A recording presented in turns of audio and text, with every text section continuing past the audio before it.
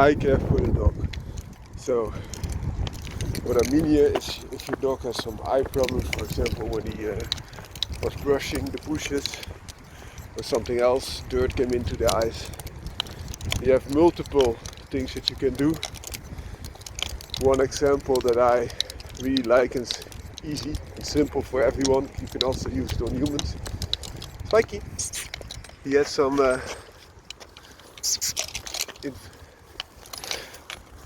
ice and a little bit of dirt in it, and now it is almost solved. And what did we do? We just boiled some water. You can also use water that is into a reverse filtering system, but boiling water is a good way to do it for everyone.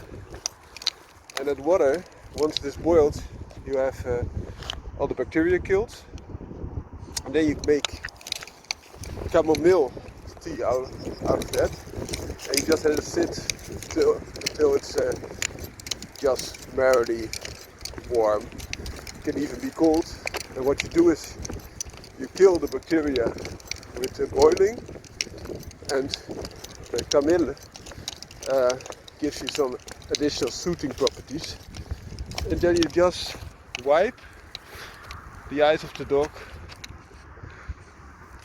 from the eye to the nose, so to say.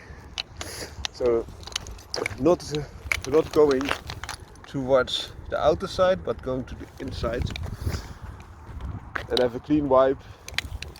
So do not use the same part of the tissue over and over.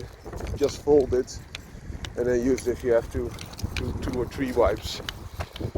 I hope this tip helps all of you, because if you have a terrier, you can have some problems that they are pushing and they hitting something, or some dirt comes into the eyes, and that's a good thing that you know an easy trick to clean the eyes again, and just keep it easy and nice for all the dog pleasures that they want to take, and also keep your house cleaner, because if the eye will be drooping, then you can also get it on your furniture or somewhere else, and also on the coat. Have a great day. Today time for a small reaction video regarding the Bull Arab.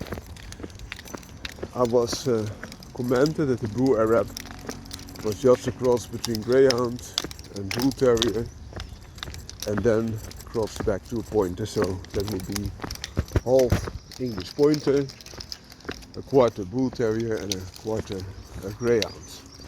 And that was the cross, and then they depend on the terrain if they would cross the shorter legged dogs with each other or the longer legged dogs with each other. That was the entire ranch, and that I had the breeds wrong. Okay.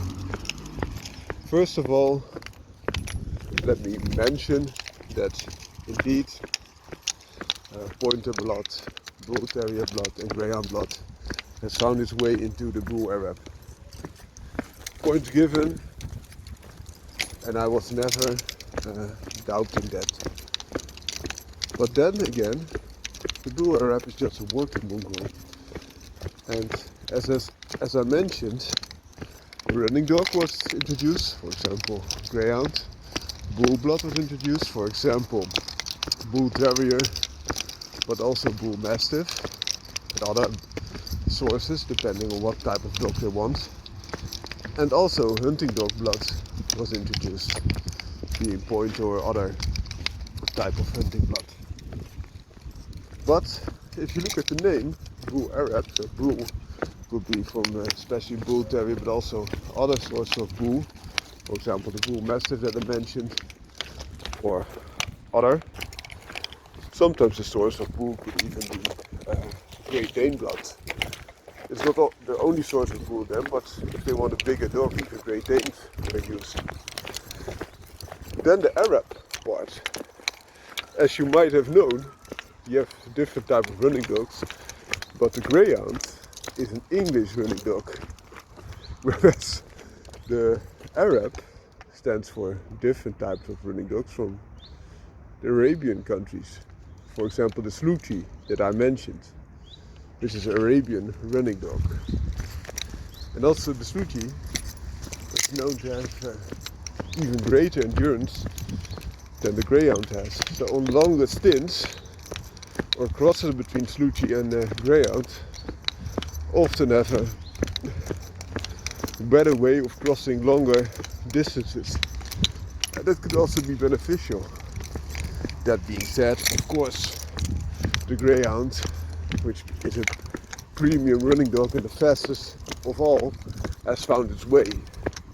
It's the same as you find in the UK, where they have their bull greys as premium lurchers. So that was a little bit of an example that I wanted to give to you. Have a great day and enjoy the sunshine. There it's coming. There you go. The dog on the leash is a Patterdale Terrier.